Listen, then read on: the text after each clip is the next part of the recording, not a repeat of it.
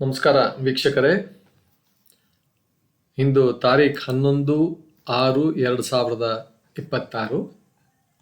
ಇಂದಿನ ಪಂಚಾಂಗದ ವಿವರಣೆಯನ್ನು ನೋಡುವ ಸಮಯ.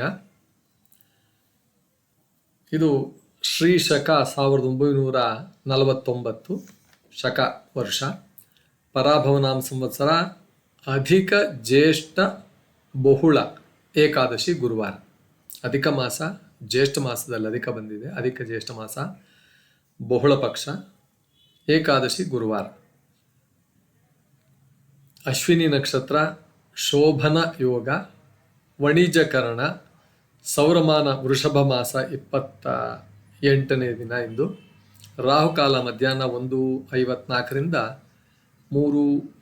ಸುಮಾರು 3:30 ಇರುತ್ತೆ. ಇಂದು ಏಕಾದಶಿ ಆದ್ದರಿಂದ ವಿಷ್ಣು ಆರಾಧನೆಗೆ ಬಹಳ ವಿಶೇಷವಾದ ದಿನ.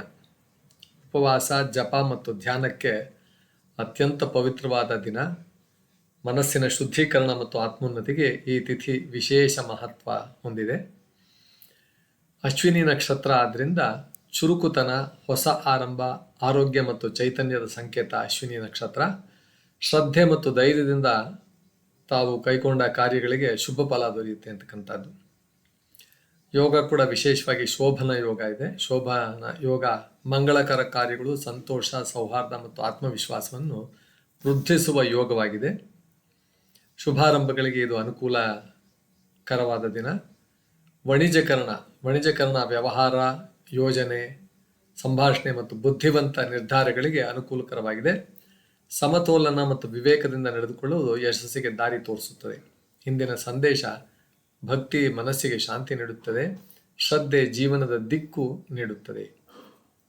ಇಂದಿನ ಶ್ಲೋಕ: ಏಕಾದಶ್ಯಾಂ ಹರಿಧ್ಯಾಯೇತ್ ಶುದ್ಧ ಭಾವೇನ ಮಾನವಃ ಪಾಪಕ್ಷಯ ಸುಖಪ್ರಾಪ್ತಿ ಭವೇದ್ಭಕ್ತಿಯ ಜನಾರ್ದನೆ ಅಂತಕ್ಕಂಥದ್ದು.